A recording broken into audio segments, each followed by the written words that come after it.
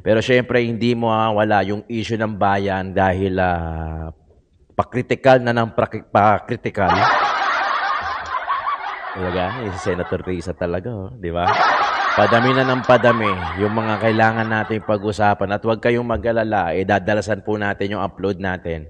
Medyo please, pagtsagaan nyo muna kung ano yung na-upload natin dahil ang gulo pa ng schedule, ang daming dapat uploadan. Yung When Tito Talks natin, ina-uploadan din natin. Pati yung Tito Jom natin, ina-uploadan din natin para doon sa mga street food, food vlog, etc. Lahat yan, ma-uploadan natin. Naglalagay na tayo ng mga tao dyan para nang sa ganon, tuloy-tuloy yung upload natin. Tapos dito ako magpo-focus sa issue ng bayan. Ating pag-usapan, tulungan natin si BP Inday Sara hanggang sa 2028, hanggang sa buong karera niya bilang politiko ng Pilipinas hanggang sa maging presidente siya, hanggang sa makababa na siya, matapos na yung term niya na mapalitan ng dalawang kapatid niya, etc. Suportang tunay, solid, liquid at gas ang suportang ibibigay natin dito kay BP Inday Sara, pati rin kay Tatay Digong. Magdasal lang tayo, makakauwi rin si Tatay Digong. Alright? Okay, simulan na natin mga kayon. Pagtanggol, Valiente. Hindi ako papayag sa ganitong mga pagsisinungaling, mga mapapanganib na pagsisinungaling, lalo na't ang tinarget ay hindi lang ako, ang tinarget ay ang mga witnesses, ang tinarget pati mga staff ko, tinarget ang Senado mismo. Dinemanda niya kasi ng cyber libel etong sila Attorney Trixie, sila Chrissy Chu, si Sasa, si Kaelis, lahat. Ang dami niyang kinasuhan ng cyber libel, pati na rin yung alias rin Pinaiimbestigahan din ng senadora ang isang dosenang vlogger na naging disinformation channels daw ng videos. Kabilang dito ang dating press secretary ni PBBM na si Trixie Cruz Angeles, veteran journalist na si Jay Sonza at sina Sas Sasot, Crisette Chu at Banat Bay. Wala pa raw impormasyon sa kinaroroonan ni Rene. Higit isang linggo mula nang nagpasaklolo siya sa opisina ni Ontiveros matapos umanong dukutin ng KOJC. Nanalangin pa rin ako para sa kanyang kaligtasan, pero gayunpaman kailangan na niyang magpaliwanag at managot kung bakit siya nagsisinungaling sa mga video na ito. Concern pa kunyari, no? Sa kanyang David, kunento rin ng senadora na isang araw matapos ang huling mga mensahe ni Rene, ay lumabas na ang mga video sa Pagtanggol Valiente Facebook page. Kaya ngayon, pinatutukoy na rin ni Ontiveros sa NBI kung sino ang mga nasa likod ng account. $1 milyon daw ang sinulong ng senador sa dating Senate witness para tumistigo laban kay Kibuloy at sa mag-amang Sara at Rodrigo Duterte. Nag-alok pa raw ito ng dagdag suhol kung titistigo rin siya kontra kina Senators Bongo at Bato de la Rosa. Mariin itong pinabulaanan ni Ontiveros. Naglabas pa siya ng mga resibo, mga screenshot ng mga unang nakita ko to. Para patunayan yung mga ito mismo ang lumapit screenshot sa kanya mga para picture. maging Senate witness. Para sa agenda, Andrea Salve, Billionaire News Channel. Diba? Agad namang bumwelta mga vlogger na pinaiimbestigahan ni Senador Risa Ontiveros. Mensahe ni Jason sa senadora kung napahiya siya sa umano'y pagbaligtad ng kanyang testigo. Problema mo yun. Niya raw yun. Huwag na raw siyang idamay pa. Kinwestiyon din ni Crisette Chu ang pagdamay sa kanya sa kaso. Anya nagpapa-victim lang si Ontiveros at tila balak silang tanggalan ng freedom of speech. Pa-victim effect, Para naman kay Sasot, dapat ding idemanda ang mainstream media na mas nauna umanong nagpakalat sa mga sinabi ni alias Rene. Totoo yan. Diba? Makakausap naman natin ngayon vlogger and former press secretary Trixie Cruz Angeles. Magandang gabi po sa inyo, Attorney Trixie. Trixie, magaling to eh. First of all, Attorney, ano ho ang reaksyon ninyo dito sa cyber libel complaint ni Senador Risa laban sa inyo? Una, liwanagin natin, this is a complaint for investigation. Hindi ito libel complaint or cyber libel complaint sa amin as it is erroneously being reported. Una yan. Pangalawa, ayon mismo sa reklamo ni Senadora Risa Ontiveros, mayroong disinformation network o kaya may mga nag-share at nagpaikot ng video ni alias Rene. Ako, nag-upload din ako niyan eh. Isa ako dun sa hindi nagpaikot ng video na yan. At ni minsan hindi namin ni-repost sa kahit anong social media platform. Gayunpaman, kung ang pinupuntirya niya ay yung pagkomento namin sa paglabas ni alias Rene, ito ay bahagi ng ating karapatan magsalita at magpahayag dahil pampubliko po ang paglabas ng statement na yon. Opinion, But in spite of that, pinost din namin ang kasagutan ni Senadora Risa at nag-post din kami tungkol sa kanyang press conference kung saan inilahad rin namin ang kanyang panig. So, ang tanong, bakit doon pa lang, nagre-request pa lang siya for investigation, itinatawag ng kami na nag-circulate ng mga videos nitong taong to. Simple lang naman mag-search sa internet. Pagka nakita na hindi kami, para makita na hindi kami nag-share ng kahit anong video nitong nagtatawag na alias Rene. In the first place, attorney, kilala niyo ho ba ang nasa likod nitong Pagtanggol Valiente account?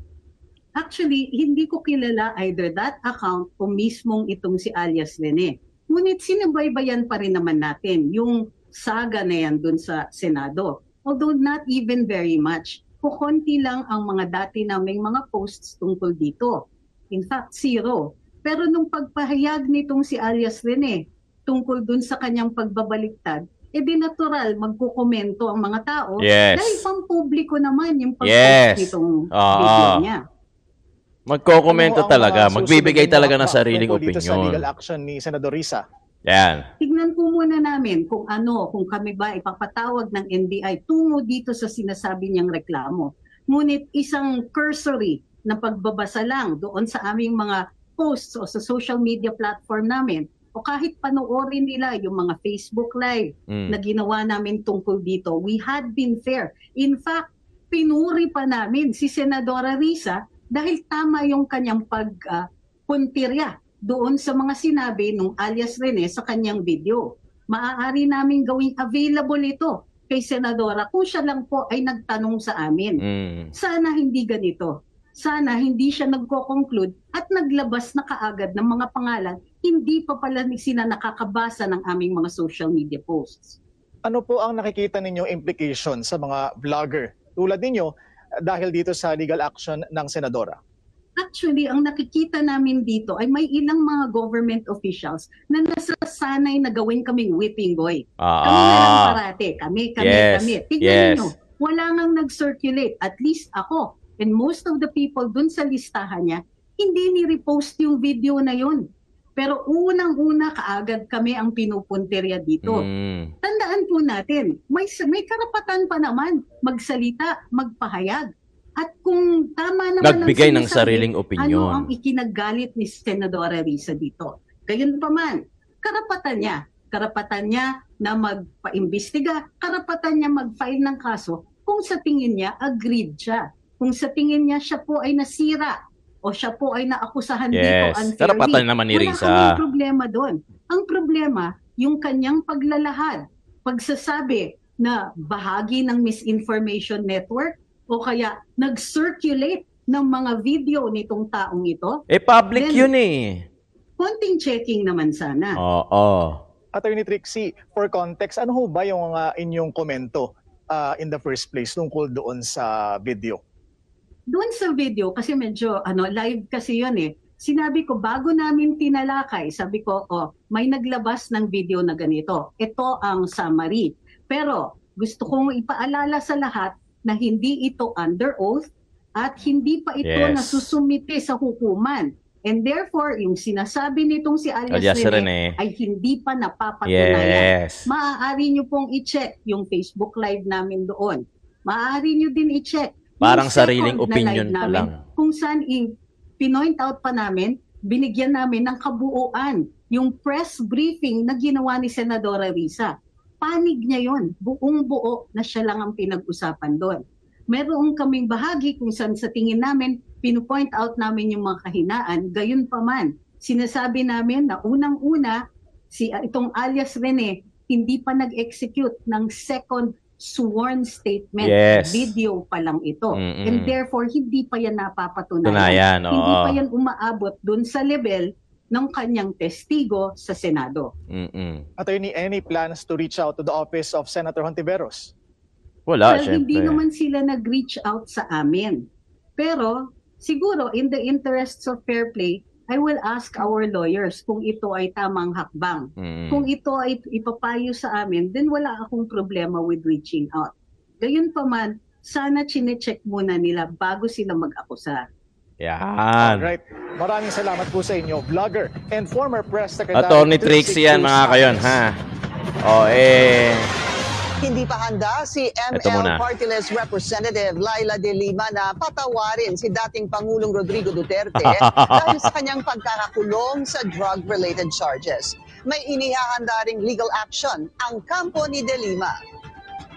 Di ba? Bago natin pumunta rito kay Attorney Trixie pa rin to. O bago tayo pumunta dyan, tama naman yung sinasabi ni Attorney Trixie. Sana chinek man lang, di ba? Hindi naman daw sila nag-circulate ng videos. Alam mo yung sinabi ni Alias Rene, tama naman hindi pa napapatunayan. So parang opinion pa rin. O parang salaysay, statement. Hindi siya under oath, hindi na pa napapatunayan kung tama o mali man yung sinasabi ni Alias Rene na yan. O, kasi testigo niya yan di ba? Testigo niya yan. So, I don't think kung nag-backfire talaga sa kanya yung testigo niya, kung ano man yung sinasabi ni Alias Rene, kung may katotohanan. Pero kung pagbabasihan mo kasi, yung the moment na nag-testify si Alias Rene, talagang nakatakip yung mukha niya, and the second time na nagbitaw siya ng statement against kay Senator Risa naman, pinakita niya na yung mukha niya. And I think the second one is the bolder enough. Kasi pinakita mo na yung mukha mo yun na yung mas matapang kasi pinakita mo na di ba? Yung mukha mo, nagsabi ka na against na kay Senator Risa. Okay, eto panoorin natin, political blogger or fake news peddler, Attorney Trixie pa rin sa Kasabilyonaryo. Attorney Trixie, in your opinion, should vloggers be subjected to the same standards as traditional journalists? Yikes. By standards, I assume that you mean the code of ethics of journalists. Since we're not journalists, I don't think so, because this would now be a burdensome restriction on free speech. Yes, di ba? Bakit magkakaroon ng code of ethics in terms of ba't nagkakaroon ng code of ethics yung mga vloggers since na hindi naman sila journalists? Di ba? Basic na tanong, basic na sagot lang din, di ba? Sometimes vloggers will just post, had breakfast. Do you want to subject to certain standards what I had for breakfast? Did you really eat the breakfast? Yes. But yeah, that's do you have documents attesting to that? Were there any witnesses? So no, of course not. In the same way that what we want is more speech. The guarantee under the Constitution is that no law shall be passed abridging the freedom of speech. Yes. If you set standards, are those standards enforceable? So if they are, then that already constitutes a restriction, an abridgment of free speech. So no, definitely not. We want 1,000 flowers to bloom. We want more people writing, telling us their thoughts. We want more information to get out there. We want to encourage more people to speak up. Parang dito lang din sa atin, di ba? Issue ng bayan, pinag-uusapan natin. Lagi ko nga sinasabi, di ba lagi ko sinasabi doon sa mga intro ko na mas paintindi nila sa atin. Kasi baka mamaya nagkakamali lang tayo ng interpretasyon, nagkakamali lang tayo ng pagkakaintindi. Ipaintindi nila sa atin what are the laws, kung ano man yung issue, kung ano man yung, ipaintindi nila sa atin. Hindi yung sinasadya pa nilang guluhin so that we cannot have concrete answers for particular issues. Diba? Kasi gobyerno sila di ba? Mas malawak yung sa kanila. Lawyer yung iba dyan. Mas nakakaintindi yung iba dyan. Unlike us na observer lang, nakikibalita lang. Minsan mali pa nga yung naririnig natin kasi nga hindi credible yung napapakinggan natin.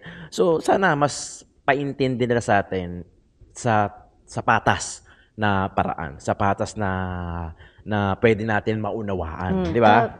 I don't know if you know this. This is about autonomy. If you read all of the treaties now on free speech, the more recent ones, it explains why in a representative government like ours, kasi we vote for people to sit in office and they're there in representation of us. We do not get to write the laws, we let somebody else do that for us. But free speech is the expression of the autonomy of the voters.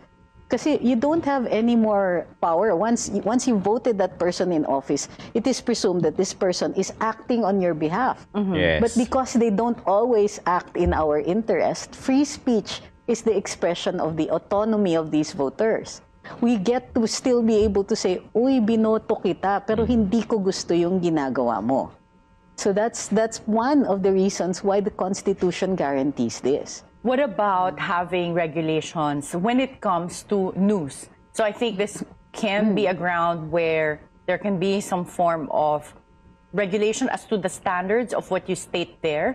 If we're saying fake news anyway is what we're trying to prevent, that would mean this relates to news. Kasi Ang hirap you're niyan. right, like when it comes to your Guidelines. own opinions as to your lifestyle, Yes. what you ate, or what you're gonna do for the weekend, then it wouldn't really have much impact on people or the public. But when it comes to saying what's happening in government, Yes. or when it relates to what we qualify as news, do you think that this can be subjected to certain standards by regulation, even when it's commentated on or mentioned by vloggers? Yikes. Again, well, for journalists, for publications, there's Article 154 if it affects the national interest. Yes. I do not see why we should subject vloggers to the same, well, of Guidelines. course, if it passes itself off as news, diba? If a person pretends he puts in all the bells and whistles of, let's say, a certain network, then yes, of course, they'll be liable. And the laws are already dealing with that.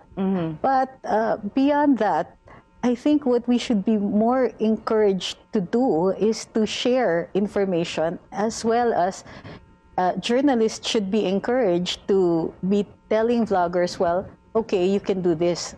On the other hand, you can do this.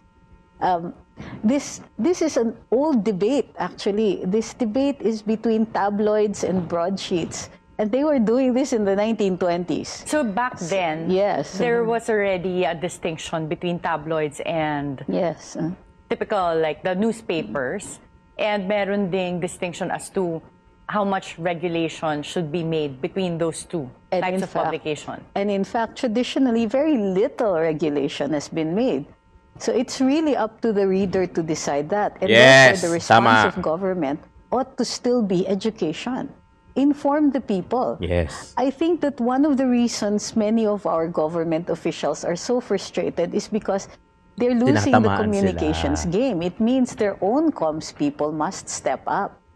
So teach vloggers, instead of getting angry at them, Yes. indicate the difference between journalism and vlogging, and then indicate that if you are a vlogger with a far-reaching, with a reach of it, going into the millions, then you should also understand that there will be people who will misunderstand, misinterpret, and so on. And it now becomes, something that vloggers can be made aware of.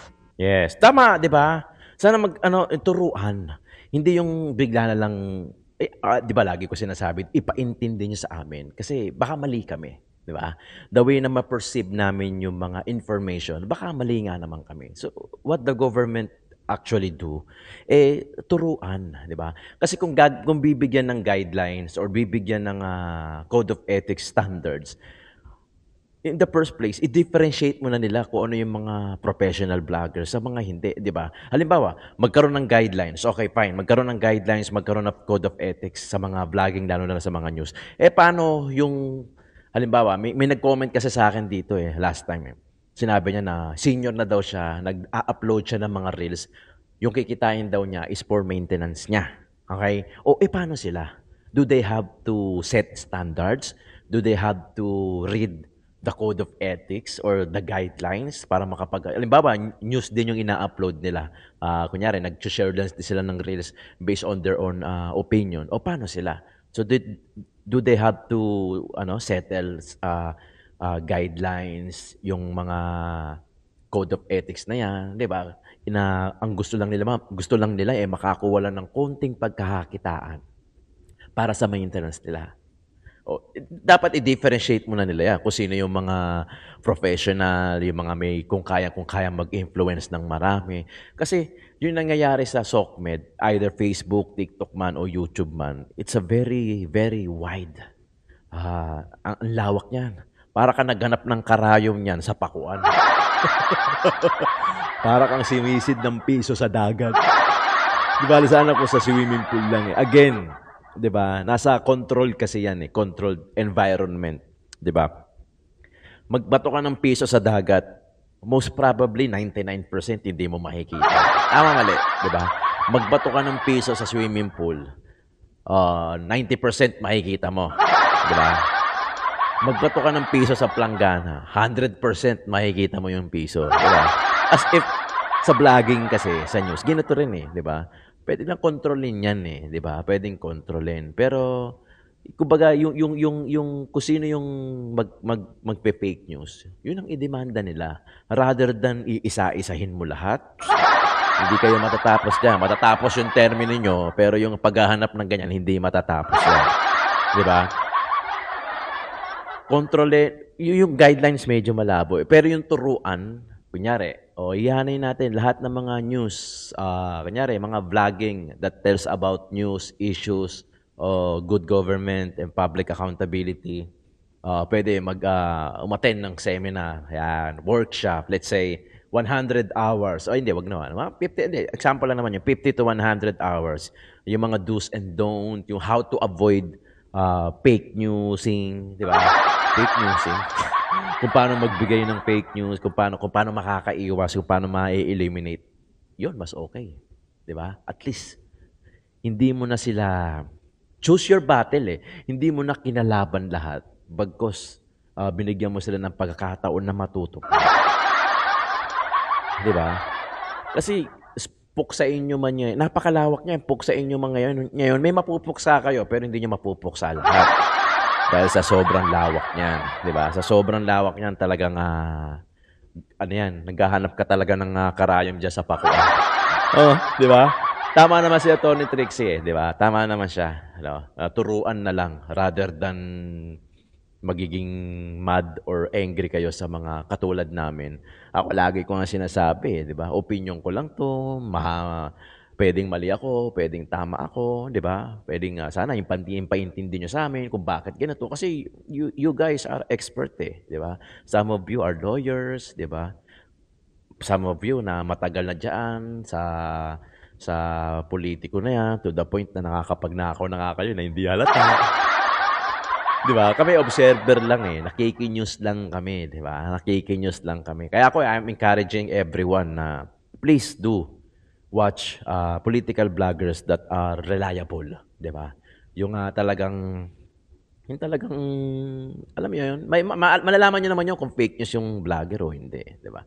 O reliable o hindi, di ba? Yung talagang bumabase lang sa opinion, hindi lumalagpas doon sa boundaries ng mga vloggers ng mga political vloggers, whether political man o kahit anumang content. Di ba? Alam niyo naman yan. Alam ng mga viewers ko yan kasi hindi yung ganun ka tangy eh. Diba? Update tayo dito kay Tatay Digong.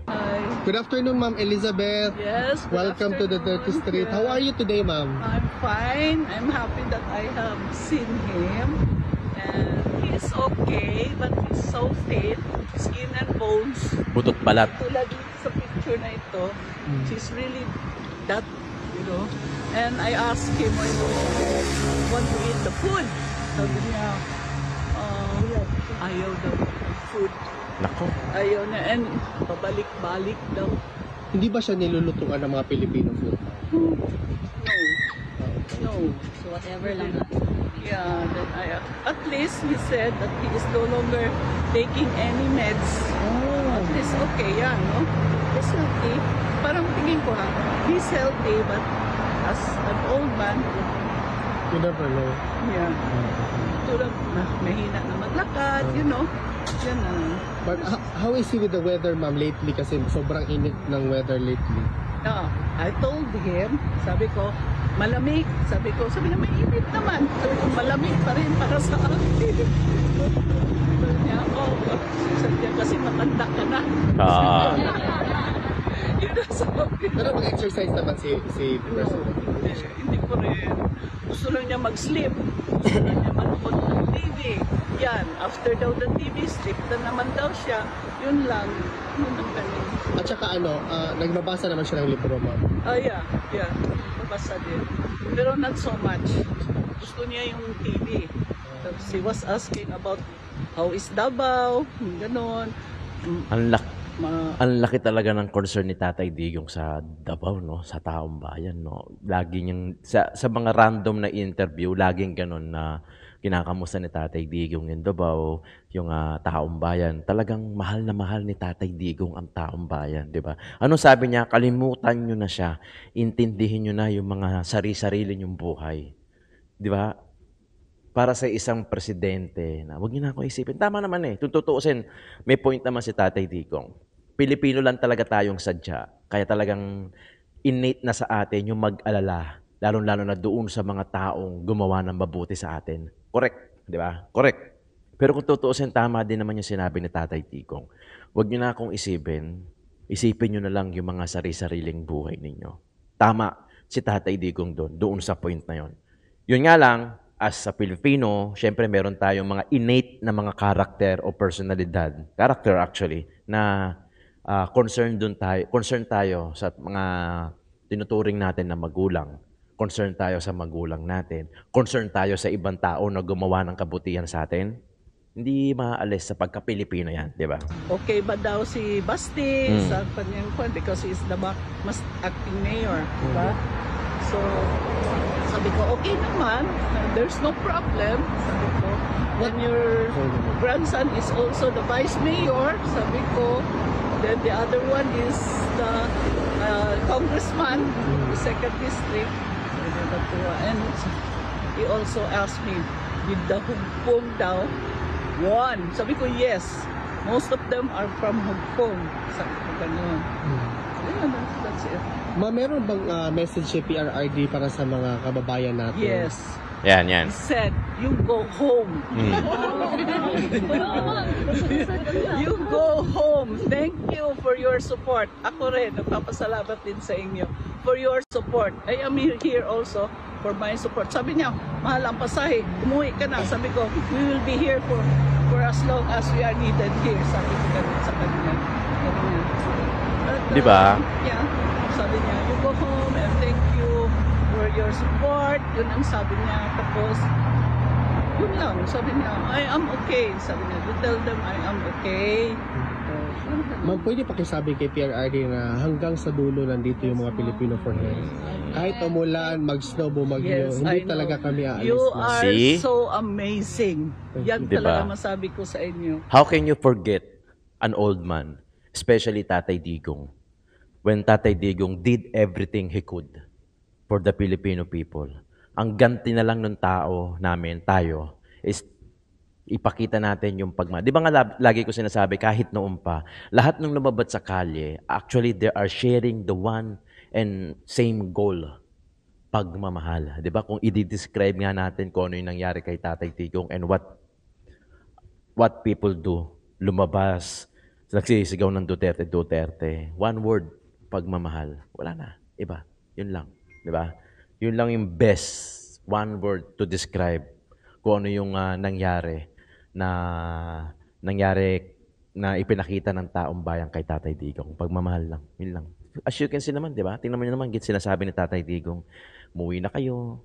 Diba? Huwag nyo na ako intindihin. Ito yung, maybe this is my destiny. Diba? Sinabi ni Tatay Digong yan na gano'n. Na ito talaga, huwag nyo na ako intindihin. Ano naman in some point, tama naman si Tatay Digong. Let's go on our life. Let's continue our lives. Pero syempre, bilang Pilipino rin kasi, you cannot, Tatay Digong, you cannot, right term doon. Hindi mo maiaalis sa amin mga Pilipino na mag-care sa'yo, magmahal sa'yo. Because you showed us how to be, a good leader. And kung ano man yung dapat gawin ng isang presidente, you showed us. Diba? You protected us, di ba? You did everything you could, di ba? Matanda ka na, dapat nagpapahinga ka na. Dapat nagliliwaliw ka na, namamasyal ka na, ine-enjoy mo na lang yung pension mo. Alam mo yun, yung typical na mga nagre-retire na senior, di ba? Usually ganun di ba? Pero si Tatay Digong, very an extraordinary man. No? Parang talagang sa ngayon wala pang papalit kay Tatay Digong doon sa ganung klaseng pwesto niya, sa ganung klaseng ginawa niya sa taong bayan.